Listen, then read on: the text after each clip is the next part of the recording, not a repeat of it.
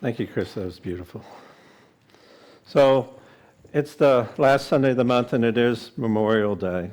And Memorial Day it's been a very long event for us in America. We started celebrating it, at least informally, during the Civil War.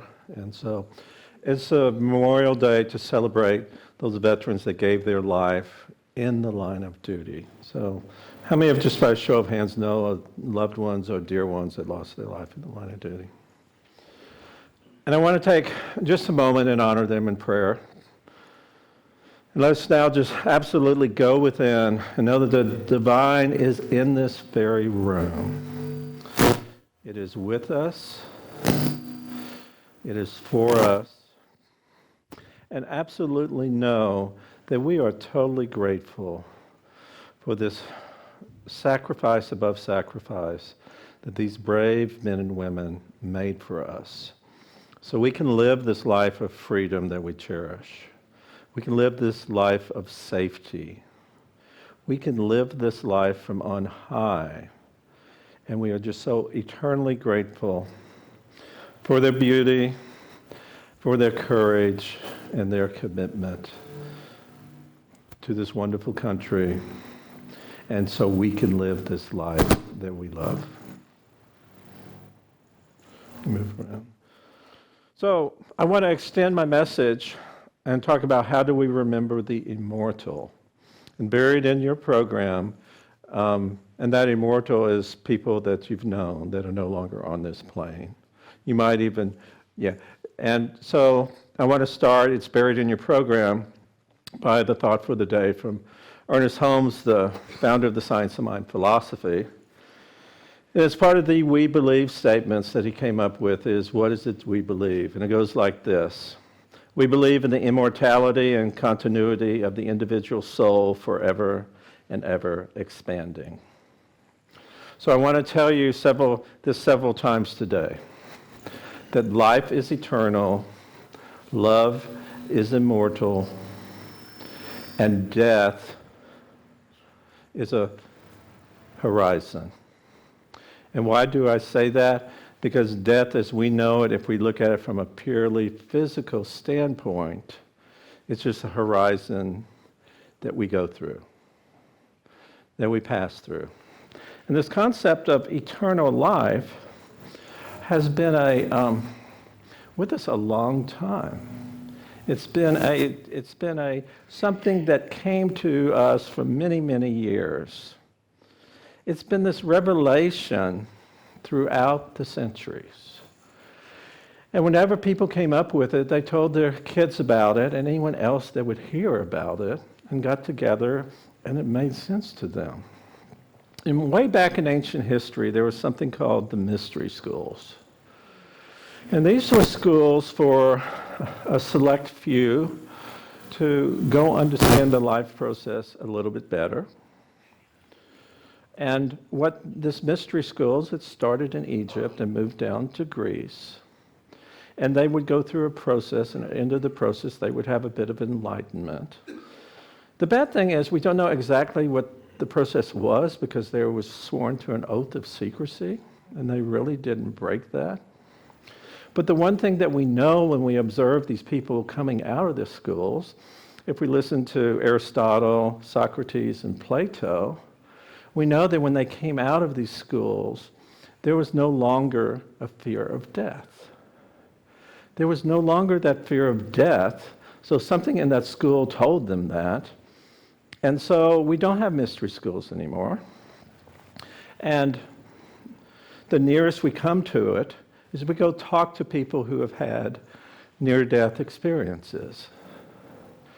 And there's a lot of us that have near-death experiences. I happen to be one of them.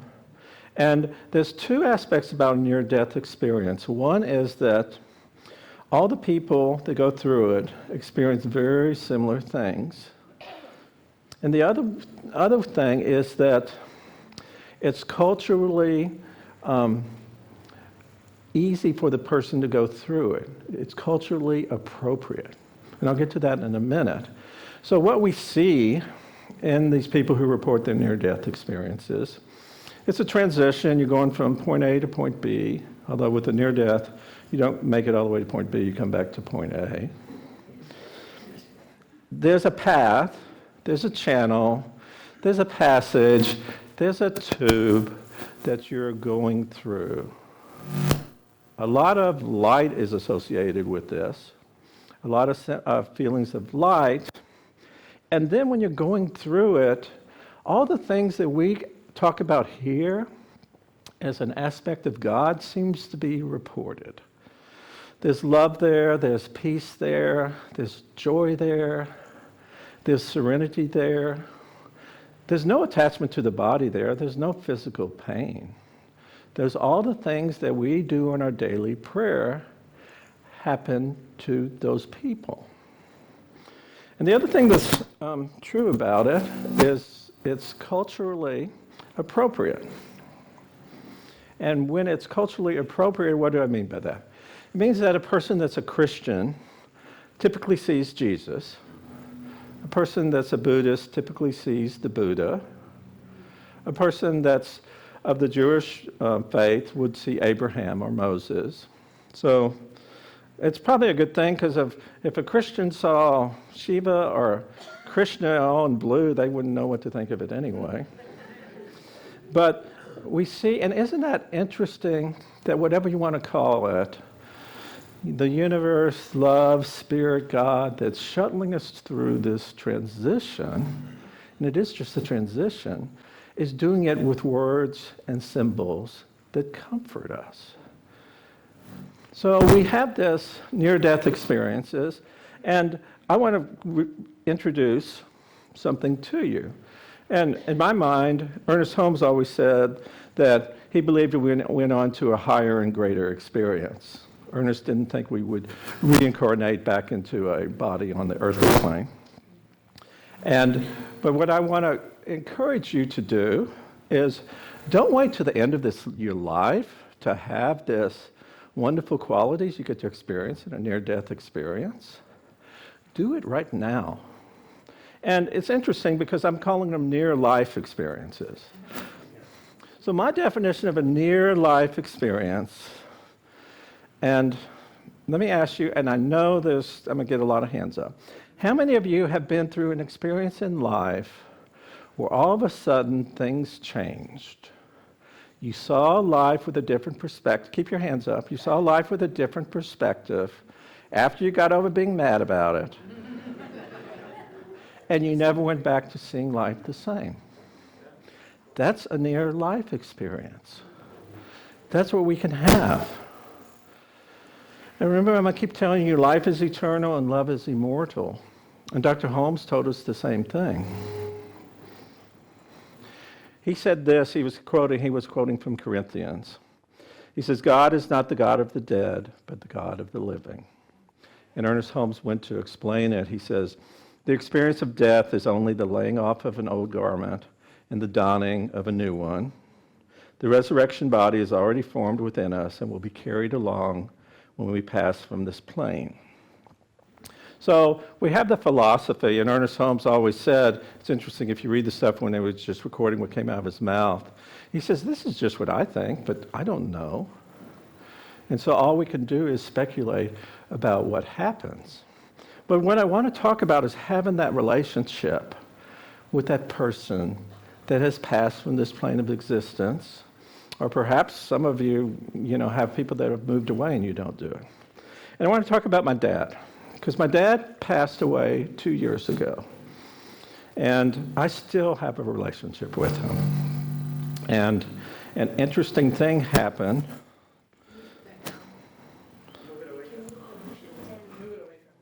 Move this away from me? Let me try to go over here. Good? So it was an interesting thing because whenever I go to a Mexican restaurant, my dad loved hot Mexican food. Passed it on to me. I love it. I'd never eat Mexican food that I don't think of my dad.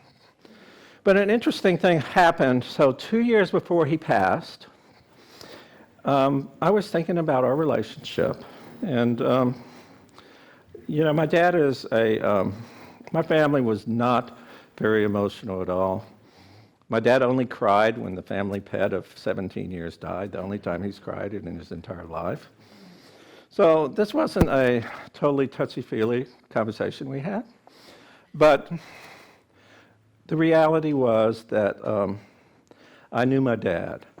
I was proud of him for making the decisions he had made, sacrificing himself for his family, and teaching me and embedding all those qualities he could in me so I could be a better man. I was so proud of him. And I knew in my heart of hearts that he was very happy with me. So we had no issues. We had fun times together.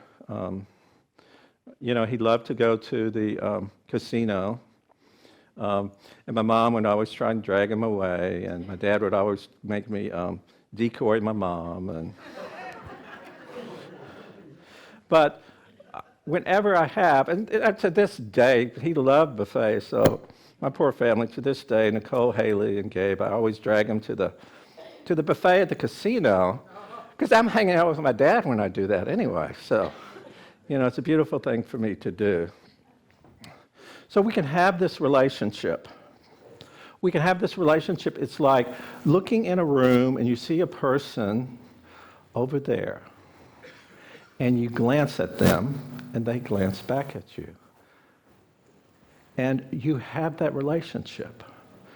Can you hug each other or physically hear the laughs? No, I can hear it in my mind. But you have that relationship. They're just on to the next realm. And the love that you have for them doesn't have to stop. And the love that they have for you, whatever realm, doesn't have to stop. It just doesn't. And so, some wise person said that grief is just love with a very bad reputation. But isn't that true? What's the predecessor for you to grieve about someone? You had to love them, right? That's the predecessor. That's what has to happen. And so when we get into these situations, we're always at choice. We can let our hearts restrict the flow of our love and our good. We can put ourselves through the situation. Oh my God, I didn't have a chance to say goodbye. Or that was the love of my life and I'll never have another one. So we can restrict that. Or in a way, we can let our hearts break wide open and let it just ooze out all the love and all the divinity and all the presence that we are. We can do that. And that's our choice. And the Buddhist way of looking at it, they tell us that pain is necessary, suffering is optional. And when you're studying Buddhism, what do they always tell you that us Southern Californians have a hard time with? We have to give up our attachments, don't we? We have to absolutely give up our attachments. And they say, close those open loops. Stop thinking that love of your life will never be done again. Get back into the love that you are. Stop thinking that and it can happen to jobs and everything else. You lose the relationship of your life that you were drastically in love with, and you're at this choice. You can say, oh my God, I will never love like that again. My life is over with. Or you can say, this is a blank slate. Let's get the show going. Let me bring the love that I have to the situation. And there was a very poignant story. I told you my family doesn't cry very much. And I was talking with my mom after she had lost my dad. She was married for 65 years. I know this is on the video, so I hope I didn't do the math wrong, because she'll correct me on it. And I was talking to her on the phone, and she was in tears because she was grieving my dad so much. But she says, Michael, I've had a talk with God. And she would have a talk to God and actually chewed God out every now and then. And what I realize is I miss Pete so much. But God is not done with me yet. and I'm here to see what God has left for me to do for him. So that grief doesn't have to be life-ending grief. It doesn't have to be life-constricting grief. It can be an opening to something much, much greater. And I want to close today with a story by one of my favorite physicians and psychologists, Rachel Naomi Remen. And she was a 5-year-old girl, and she was in a provincial school, and there was this principal who gave this fire and brimstone lecture. I found it strange because at that time it was a female principal too. But the female principal was given this fire and brimstone lecture that says, you had better get on your hands and knees 3 times a day and pray to God because you better have him see you. And if you don't, she used the prop, or you turn like this old, withered leaf, and that will be your life. Is that what you want? And so Rachel was distraught. She was totally distraught. And so she had a double issue, though, because she went home, and her parents were young socialists. So that didn't help much because they didn't even believe in God. So she waited until her grandfather came. And luckily, her grandfather was an old rabbi. And so she came up with this furrowed brow and this hurt expression on her face and tells him her woes. And he grunts and then grabs Rachel in a hand and puts her on his lap and strokes her hair and says, Rachel, tell me this. If you woke up in the middle of the night, would you know that your parents were there in the house? And she says, yes. Because Rachel's fear was that God would blink and not see her. That was her fear. And then the rabbi went on and he said, well, how do you know they're there? Can you see them? And she said, no. Can you hear them? And she said, no. Can you touch them? And she said, no. And then that 5-year-old Rachel realized that she knew they were there just because she just knew it. And that was an awakening experience because later on in her career, she had to do a lot of pain management, a lot of end-of-life work as this physician. And she said that grounded her just as much as her body was pulled to the earth with gravity. That knowing that God was always with her grounded her for the absolute rest part of the life.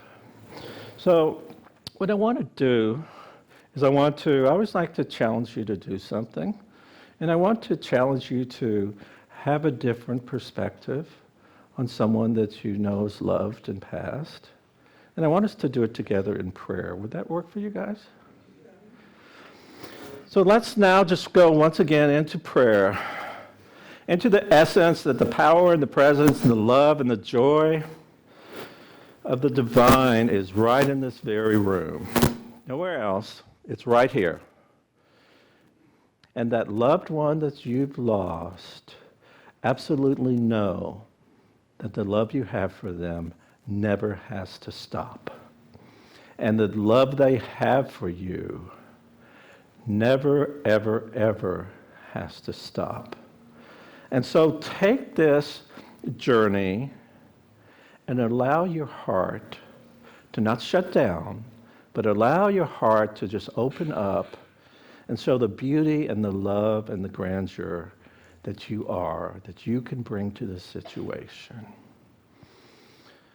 And just revel in this just for a few seconds and feel that love, feel that expression, feel that heartfelt space right now. And become all that you can in this space. Because this is what it's all about. Life is eternal, love is immortal, and death is a horizon. Thank you, and God bless you.